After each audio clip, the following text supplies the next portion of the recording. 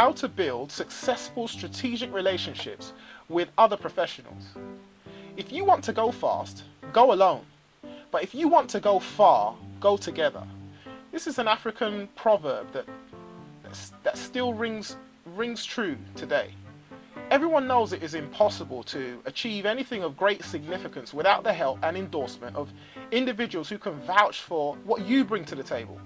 You could be the biggest fish in your industry pond or provide the most stellar service, but none of this matters to anyone else from another industry who does not know about you or how well you can serve their clients. But if you can tap into this potential well of clients, you will have a steady stream of highly qualified clients which may outdo any form of marketing you can do by yourself. I mean, the potential is huge, particularly with affluent clients you need. These being the cream of the crop. If you're a consultant, say a generic consultant, building on professional relationships with other professionals such as accountants, attorneys, life insurance specialists, property specialists, I mean, these can be potential boon for your business. These professionals can serve as gatekeepers for the niche you are working with. Now, why is this so powerful? You probably deep down know the real answer to this, and it exists in our DNA. It creeps out, expressing itself in our tribal ways of looking up at or looking up to authority figures. Trusted authority figures have followers, and these followers trust the opinion of their advisors. When one leader of a tribe meets another leader of a tribe for coffee, say, both leaders may end the meeting seeing the benefit of gaining more followers from the other person's tribe without losing their current flock. It's a true win-win if the tribes are not directly competitive. This is the main currency that drives strategic alliances and joint ventures. It's a tale of two tribes. Sounds like a good novel. See, in any relationship, whether in any business, we have to go ahead and create a relationship. That is, have a strong foundation.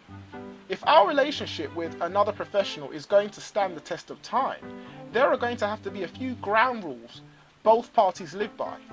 So here's ground rule number one. Everyone has to be as upfront as possible. Now, in the real world we live in, this is easier said than done. However, the reason I bring this up first is this is the part of the relationship which needs to be massaged and observed the most. And it is an ongoing process. What it really involves is checking your character first and the character of the person you are dealing with. Do both of you say what you are going to do and do what you said you will do? This is my definition of integrity. It just makes things easier, knowing that both of you are going to honor your word most of the time. Ground rule number two, thou shalt click. Are you both cool with one another? Another way to define this is, do you look forward to seeing each other or speaking to each other on the phone? Building any type of professional relationship takes time and energy. You want to make sure there is a chemistry between you, otherwise things become a chore and a bore. Plus, having a chemistry brings a type of synergy to your working relationship. Everything kind of clicks and the relationship is worth more than the sum of the parts.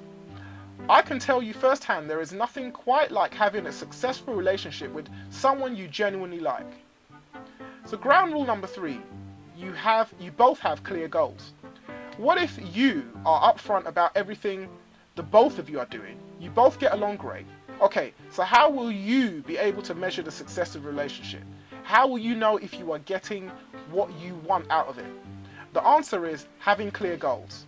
Now, these goals may change over time, but at least you have a starting point or at least an excuse to celebrate when you both reach your milestones.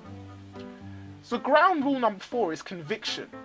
With the last four pillars in place, you need to put on your desperate housewife hat and protect the relationship with a steely conviction that it will succeed. And if the mini goals and the milestones are being met, then it is your job to grease the wheels and make sure your hubby, if you like, is happy, which usually means compensating your partner. Now, what do I mean by compensating? I'm so glad you asked. Well, how can we expect to keep our new partner sweet and cheery when we are not compensating them for taking the leap of faith in our ability to look after the members in their tribe. They are risking the loss of trust from their followers. Even though we may be risking the same in our relationship with our clients, you have to remember the leader of the other tribe does not quite see it that way. Protecting their flock is more important than opening up to you and having to deal with members from your flock who may not be as nice as their flock. This is why it may be helpful to see the word risk in two ways: emotional risk and financial risk.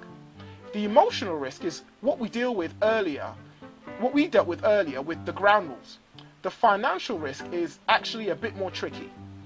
Why is this so?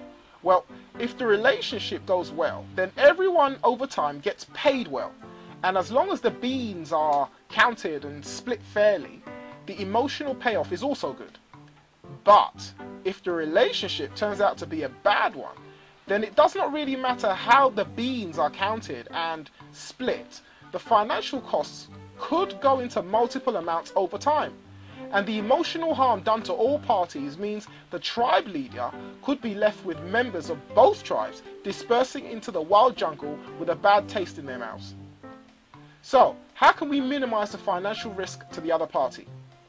Well, a great place to start is to show them you have a marketing system in place which is already giving you a stream of clients who will be potential clients for the other party.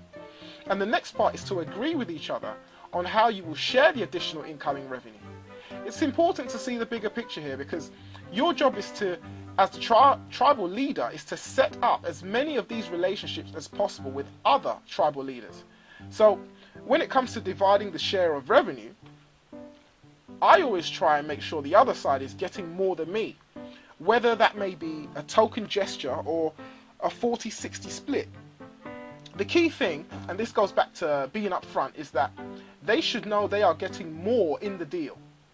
This increases your emotional capital with them. So how are we going to roll this out? It's best to start small. I mean, we test the relationship first. That's what dating is about. My hunch is to always start with a trial run of 10 clients from the other tribe. The main reason for doing this is it gives you a healthy gauge of the suitability of the new clients in comparison with your own clients. And it also helps you get a feel of how the relationship with your strategic partner is working. Does the relationship have any legs? Or do you need to kiss more frogs?